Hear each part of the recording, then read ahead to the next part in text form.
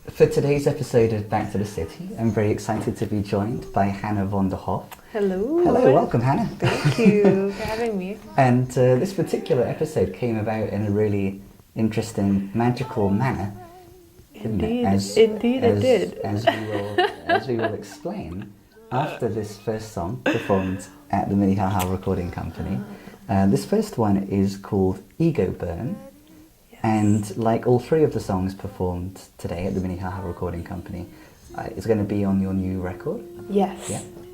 Yes, 2 of the 3 songs will be on the record. Ah, okay. Yes. Including Ego Burn. Including the Ego Burn. Okay. Yes. Great. And there is a GoFundMe now for the new record, so you can help Hannah bring it to vinyl. Yes, that's the idea. Yeah. We've got it in the can. We just got to do the finishing touches and produce this bad boy on vinyl.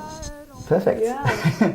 Okay, and so hopefully you can help her do so, having enjoyed, to begin with, Ego Burn, performed by Hannah Von Der Hoff at the Minnehaha Recording Company. I can't find my way, can't seem to follow my heart of hearts today. I can't find my way, can't seem to listen to the old wise soul echoing. I've been tabling matters in the recess of my mind, but I like to hang them out to dry. I like to make a motion, move to rescind all been said and done, find a clean slate to start from scratch on. I'm gonna set them out to pasture all these black sheep and scapegoats. Yes, I'm cutting to the heart of the matter, and I'm gonna throw off my load, stepping out the old skin, baby, slipping to something more comfortable. I wanna move like a bird-less beast, 'cause I've been feeling like a claustrophobe. Oh, it's too tight in here, and I can't breathe. I need some fresh air, just a little relief. I'm gonna set them out to pasture all these black sheep and scapegoats. Yes, I'm cutting to the heart of the matter, and I'm gonna throw off my load. Yes, I'm gonna let it all go, and I'm gonna burn up my ego.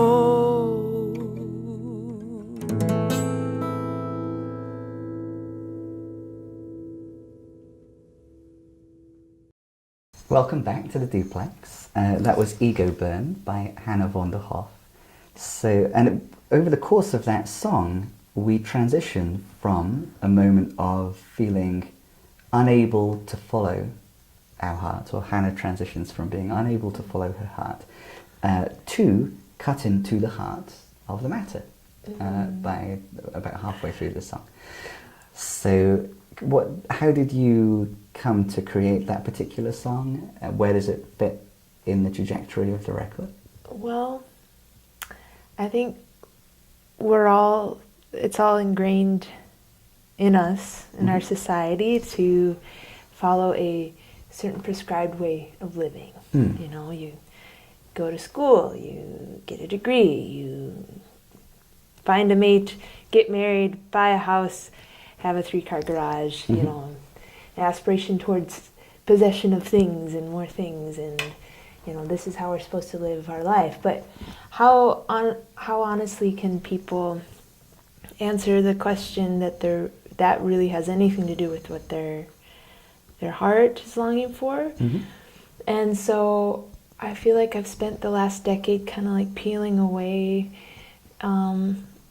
layers and forging my own path, so to speak. And in the last 2 to 3 years, there's been a pretty significant and exponential ramp up in the spiritual quest I've been in the midst of, an existential quest.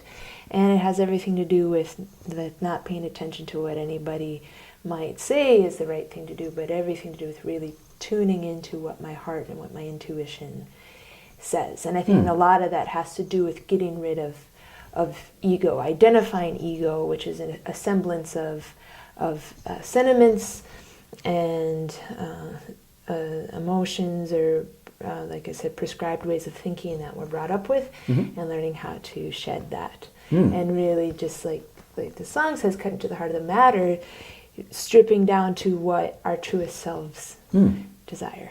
Okay, and counterintuitively, burning one's ego is the way to, in your experience, is the way to harness that, to become oneself. Yes. So let's backtrack like 2 or 3 years then. You said that there's been a ramp up on the spiritual and existential quest. Yes. What was some of the initial signs? What was your heart trying to tell you 2 or 3 years ago at the beginning of that quest? It was a combination of things. One is I felt like I was kind of living the same each week, day in, day out, was kind of looking the same. And I'm like, well, what's the point of this? There's no variety in my life. I know that music is a passion of mine, but I'm not really giving myself to it. And is that a product of fear? Why is that? Also, being able to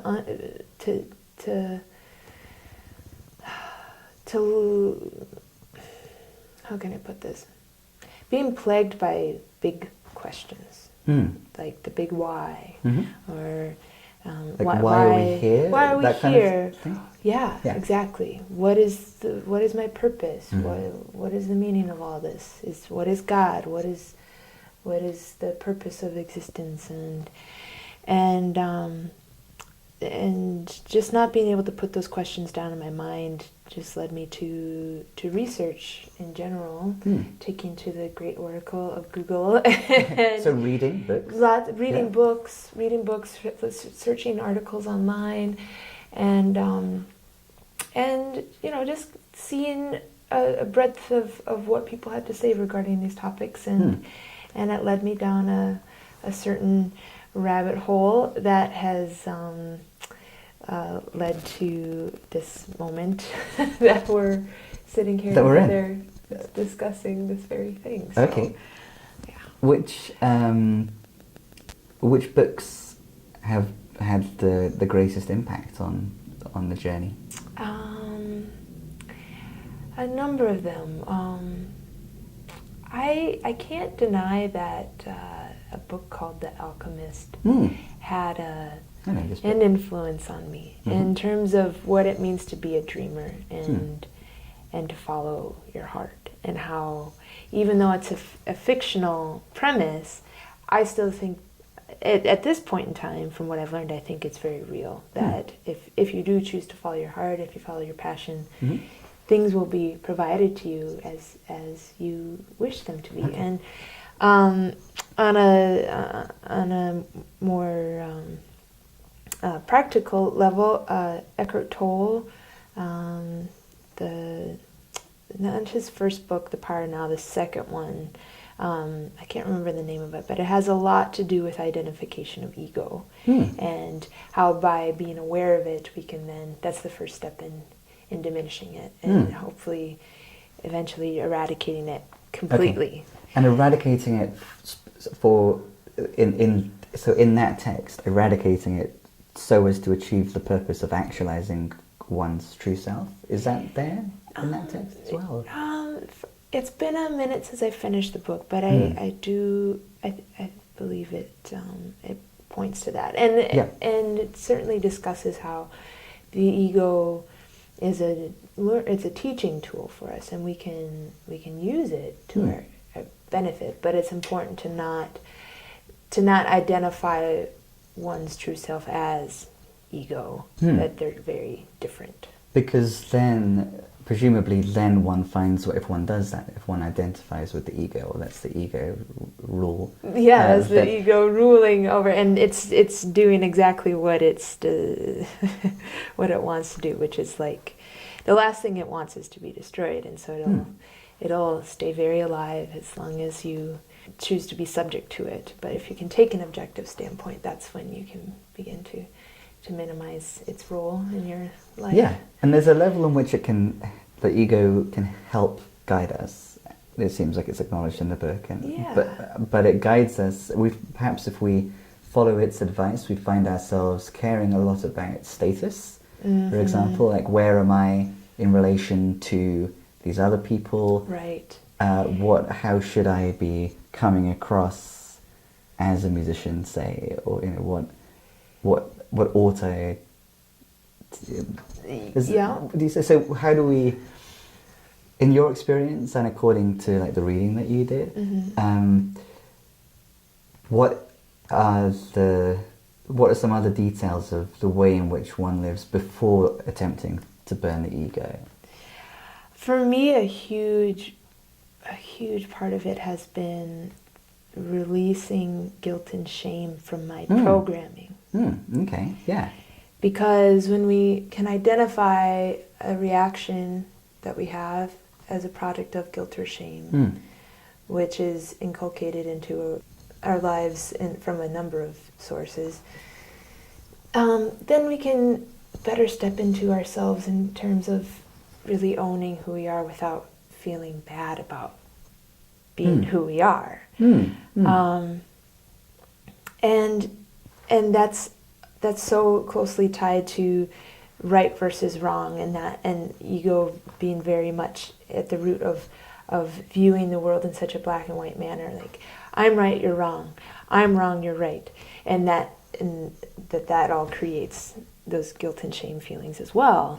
But if we're in a much more accepting place where we feel self-worth and confidence and pride in who we are, then we don't have to be scourging ourselves, so to speak. Like me, I dealt with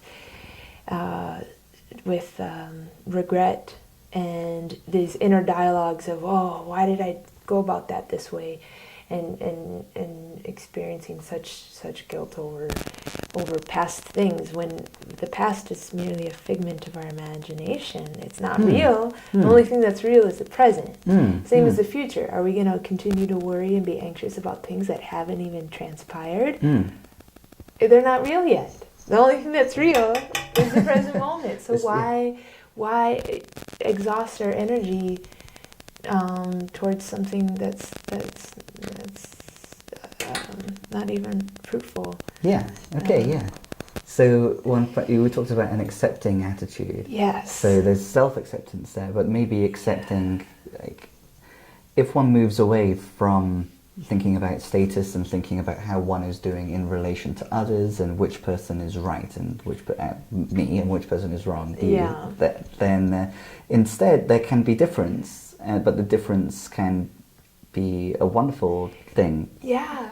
To appreciate, to accept. Exactly. So these thoughts then, at what stage did it become evident that you were on a journey that also then in turn warranted having a record, be kind of the story of? So the record kind of is the story. Is that fair to say, of the journey? Well, the record is a compilation of songs that have been written over the last 10 years. And many of them are a product of heartache or being in frustrating situations with men. Some of them are more existentially based and about, and those are my favorites. The ones The that ones are about God and meaning. yes, exactly, about finding myself and being willing to put myself in a position of trust. The trustful. Trusting the universe and following my heart. But I couldn't, these other songs that are very human, I love for different reasons. And so I want to present this kind of full scope of my experience so far. But I guess I've known that this debut record would come at some point. I didn't want to rush it, and I didn't want to pressure myself too much, and it really caused me a lot of anxiety. Like I have all these songs I need to record. How come I haven't recorded yet? I must be pussyfooting around or not, being a taskmaster with myself. But then I just had to just tell myself it's okay. Like when you feel ready, it's okay that you've waited this long. And honestly, I'm extremely happy that I waited, because I truly feel had I recorded any sooner, it would have been premature. Because this is the truest statement of, if it's self-titled, of Hannah Von Der Hoff. It is Hannah Von Der Hoff in a way that something previously wouldn't have been as fully. Yeah, and for a number of reasons. One, just considering the building of chops. I play better now than I did before. And just to be in a position where I finally feel like I'm really the truest expression of myself more than ever. What a beautiful place to go and capture something authentic and real. And that's part of the reason why I chose to record analog. So I got two 13-inch tapes and recorded at Brown Bag Studios in South. It's on 42nd and Cedar. And recorded this to tape to really capture every crackle and breath in the most genuine way. Is it just you on the record?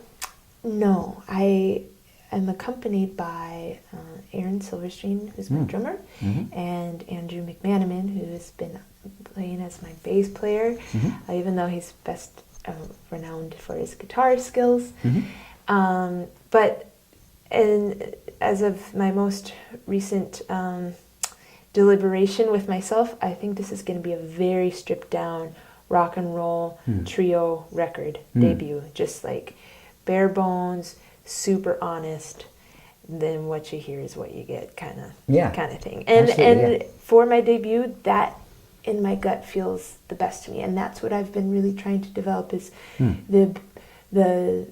the significance of the inner voice, of intuition and following feeling and emotion versus logic. Yeah, that's a key thing, a recurring focus in the lyrics. I've been tabling matters in the recess of my mind, but I'd like to hang them out to dry, is a central lyric, I think, in Ego Burn. So this idea of, so that I think clearly relates to the ego.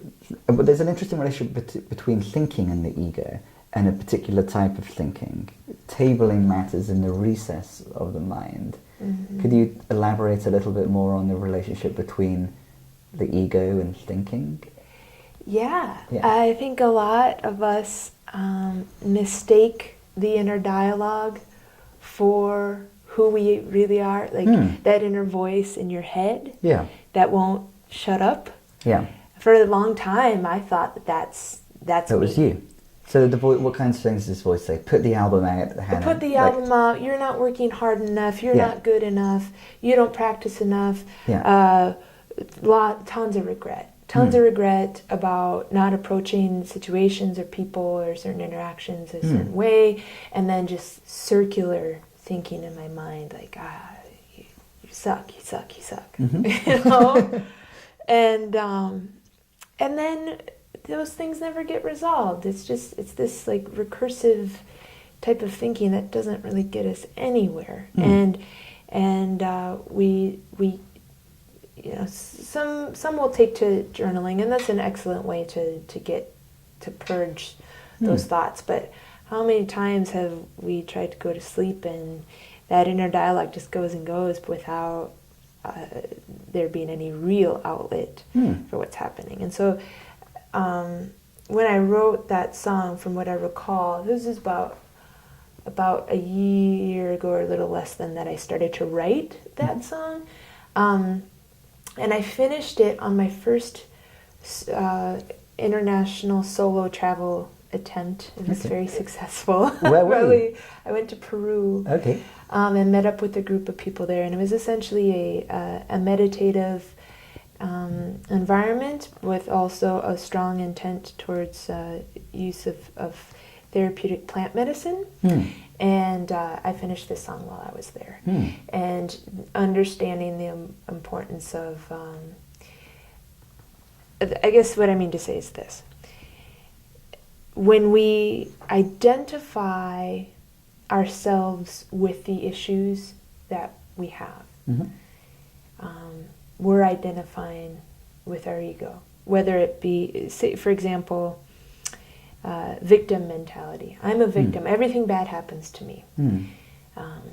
You identify with that in your life, and so you find that these repeating patterns keep playing out. And you become. And more then that you become you just perpetuate that lifestyle. That's the character and that who reality. I am. Like the story Right. the way in which you cast yourself becomes reaffirmed. But we have a choice to alchemize ourselves by choosing a different perspective as we move through a certain scenario, and instead of identifying with the same played out kind of tape of how we always deal with it, we can choose a new way to perceive it, and then through that process transmute the energy so that we become something new.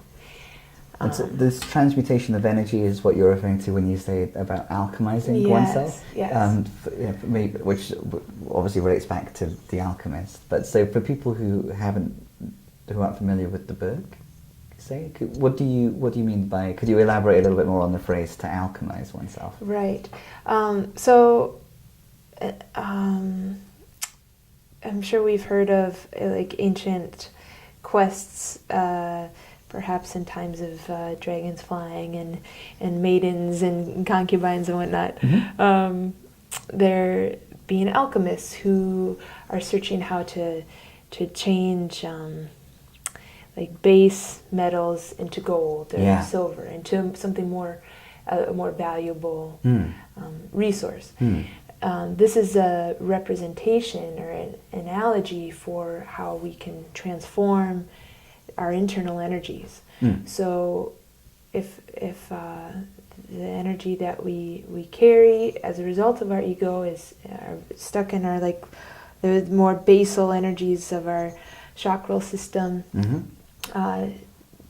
low vibration, darker energies, we have a choice to by moving into them, shedding light on them, and instead of running in the face of fear, but being willing to walk, even if it's just a step at a time, into those darker places within ourselves, we alchemize or transform those energies into something much lighter. Okay. And it's so, and intention is a really huge part of that, which we can't forget to employ. Intention. Intention. Okay, Yes. intention. So if we are not essentially the voices in our head that are the ego, are we essentially that energy? What is it that we essentially are? What are we? What are we? Isn't that Philosophical. That's a great question. You probably isn't have it? a song about it. Yeah. I think it has yet to be written, actually. Or actually, no. So I spent the last month in Guatemala, and I did some songwriting there. This was definitely a meditative space, and I went there specifically for the stillness, to allow other existential deep-seated issues that needed healing to arise. And in this process, some really beautiful, positive songs came out of me. And it's so interesting because I feel like most songwriters would agree that their best or most inspired songwriting comes or is born out of difficulty, hardship, where you just need this outlet to release. And for the first time in my life, I feel like I'm writing from a more positive place. Like I have a very positive and inspired message to share with the people around me, with the world. And that isn't from this hurt place, but from a place of healing. So Which you, and the place of healing that you discovered in Guatemala, is that correct? Within within yourself, myself, yeah. Whilst happening to be. Yes, while happening, Guatemala. yes, in the space that in Guatemala is so beautiful. So as far as I understand, and this is ever evolving and growing, and with all the reading that I do, I take everything with a grain of salt and really just try and assess like how even my body is reacting to information as I take it in. Does this feel right? Does it not seem right? And really just trusting again, feeling and intuition, because those are tools for us and are very much tied to who we truly are. Our intuition and our emotion are guides to whether or not something's good for us or not. And we're raised in a society which teaches us to suppress emotion. Like you're too emotional, you need to be more logical, be more linear. I disagree with that completely now. I think that we should be fully embracing our emotion because it's a gift to help us inform how we should be Tetrising ourselves, so to speak, as we move down this river of life. We're born into these 3D bodies, right? And we're on this plane, and some of us have heard of the multiverse, and this is like the frontier of quantum physics. What is the multiverse? With my really basic understanding, all possibilities exist simultaneously. The nature of our universe is such that it is recursive. It has no beginning and no end necessarily. But all possibilities are happening simultaneously. And that time is merely a coordinate in that matrix. And so there are multiple dimensions, and our true selves exist throughout multiple dimensions simultaneously. But in our human bodies, until we kind of begin to wake up and ascend to a higher consciousness, we think that this is all there is, but there's so much more. There's so much more than just this. So the sooner that we can diminish our ego and connect with our higher selves, the higher self is also existing in higher dimensions. There's 12 or 13 dimensions, I think, is what I was reading. Okay. Most recently. But our physical selves are merely, the flesh is a tool to learn and to expand and to grow. And by way of contrast, we know what we want because of what we don't want. And eventually, so my goal is right now is to have every thought, every action to be one with my higher self. To be the truest expression of my higher self. And that there is zero ego involved. And I think that's also connected with enlightenment, is when the ego is completely demolished, you achieve enlightenment, I think, or something like that. So there's zero ego, but there's lots of feeling or emotion. Yes. So there's not a complete absence. We're by virtue of removing the ego. Yeah, like our real personality. Like we have personalities, we have preferences, as far as I understand. Yeah. And so it's just kind of like stripping away all the bullshit to get Yeah. to like that true like core version of ourselves. Right. That has nothing to do with programming from either this lifetime or past lifetimes, because our cells, our DNA is essentially memory. Mm-hmm. It's a memory of every lifetime we've ever experienced on this 3D plane. And so we are representatives of everyone who ever came before us in our bloodline. Not only that, but of all consciousness, because we are all connected. So the sooner that we go internal and shed light on darker places and do the work of healing ourselves, we're intrinsically helping to heal the world. And that's what's so beautiful about it, is that one becomes a healer of oneself and everything. therefore, yeah. It's so beautiful. Yeah. There's so many interesting metaphors for this process within the song Ego Burn, and I think that these metaphors are picking up on different aspects of the process that you're describing, of like self-actualization.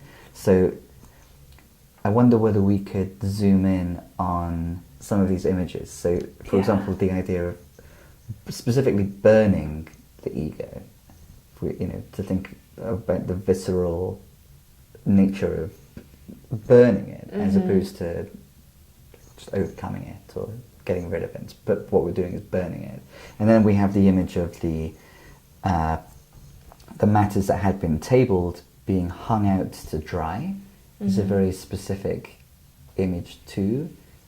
And each of these images relates to, again, to this process of letting go.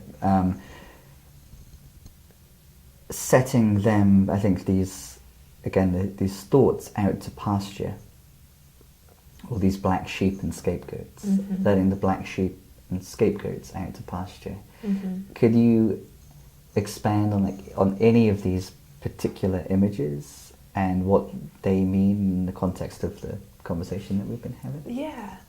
So all of the metaphors and analogies are pointing to how one must be courageous to confront deep-seated issues that have never seen the light of day. I think a lot of people are just afraid to go there. They're afraid to deal with the things that have caused hurt in our lives, that are some things that we're not even aware of that exist, that perhaps are so deep-seated within us because they're not even from our lifetime, that haven't had the chance to come up to have light shed on them. The only way to achieve healing is to look these things in the eye. And once you become, awareness is the first step. So once you can confront them, they will then be, you have a chance to transform them and to make them into something new, into either to be dissipated completely, or just, like I said before, just transmuting the energy, transforming the energy into something more positive. Yeah. Because more positive. Because what makes it more positive? Perspective, and that's where we have choice in everything. In everything. We can essentially look at our lives as mirrors. Every person in our life, every situation we're part of, is directly a mirror for who we are, for things that we don't do or do not like about ourselves. So it's important to, just as a general approach to life, and from a place of humility, before going and pointing the finger at somebody else like, wow, you suck because of this reason. Mm-hmm. Instead, taking a moment to observe and say, wow, I really don't like this about that person. What does that tell me about me? And I've been extremely present with that whole thought for the last month and a half or so, as I've been in these intimate in spaces with other people, just meeting them for the first time, and then it kind of being this really amplified interaction that just letting it teach me more about myself versus, wow, why I came all this way and now I'm in this environment that's difficult to navigate, and I may or may not be connecting with these people. Well, how am I going to let it teach me? Yeah. Everything can be a teaching tool. And that's how we can let negative environments, negative anything, from that, by using the power of choice and perception, it's not negative anymore. It's a tool. It's a teacher. Everything is a teacher. Everything, yeah. So with this song, I digress a little bit. The analogies just have to do with just gonna air some things out. Gonna look at them face to face, dealing with the dirty laundry, and I'm gonna let them out. And that's that's the number one step in approaching healing. Yeah, everything. It's internal healing. Everything is a teacher. Everyone is a healer. Yeah. Potentially. Yeah. So Ego Burn deals with these. Is one of the more philosophical songs. Is dealing with these issues in a more abstract way. Yeah. And then Time Machine is one of the other types. You talked about the two types of songs, and it's dealing with an interpersonal relation. Yes. Yeah. But it's clearly those two categories of songs are not unrelated. The manner of thinking about this relationship is clearly suffused with the ruminations that that you've been having in the more abstract songs. What is the scenario? What type of scenario is Time Machine focusing in on? Regret, specifically with regards to not trying hard enough for a person, or not even for a person, just succumbing to, I'm too tired right now, I'm not gonna make the effort to get up and walk 15 minutes, making excuses for not doing something, and then after the fact regretting not trying harder, because in hindsight it would have been worth it. Sure. And so Time Machine, especially having dealt with regret so strongly my whole life, was a very specific experience with someone who I had feelings for, and after I was on vacation, I met somebody, had a really significant spark, and getting back home, I'm like, wow, I should have, had I only tried harder, I would have gotten to spend a little more time with that person, and it's pretty black and white, cut and dry subject matter in that regard. So we're turning to a scenario which most people, or all people, can relate to, thinking, if I'd only acted differently in this context, this really rich thing could exist. This rich connection with someone, I could have made it happen and I didn't. So that is the scenario, but we were talking about choice and perspective. What perspective does the song have on that scenario? Well, I can say that after writing that song, I was able to apply the principle learned from it in other situations. Like, remember how significantly you regretted not just following your heart a little more, not letting fear get in the way of your action, or making excuses. Remember that?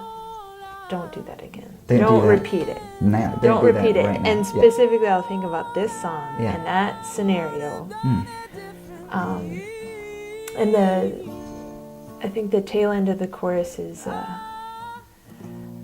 and if I had a time machine, I'd go back to find you and I'd do it all over again. Yeah. So just reflecting like, well, now is now. This is present moment. This is all it is. So what are you going to do with it? Are you going to end up with another regretful situation on your hands? You know. Don't miss the opportunity to learn and to heal. So that's, I mean, Time Machine is a good example of how we can apply lessons, how we can glean lessons from things that might not have gone the way we wanted them to, whether because of us or someone else or whatever.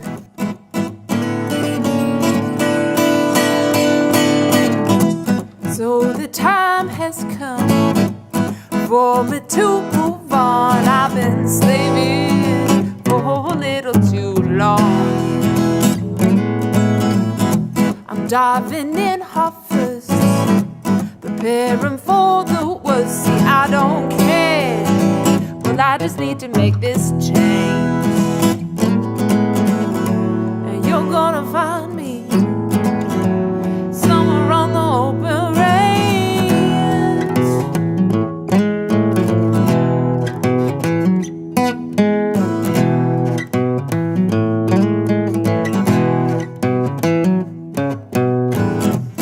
I've been noticing that I've been struggling to say I'm truly happy in this place.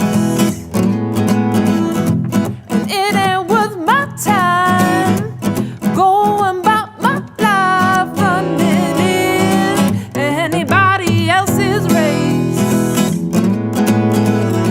So I'm gonna slow it down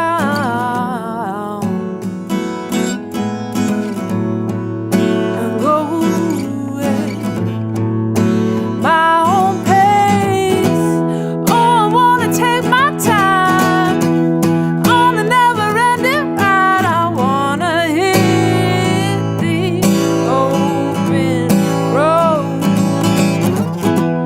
Oh, I wanna take my time on a never-ending ride. I wanna hit the open road. I wanna feel the wind dance on my skin, warmed by the sun and the hum of an engine. I wanna see it all, expanses for miles, nothing between me and my big sky. I might be scared as hell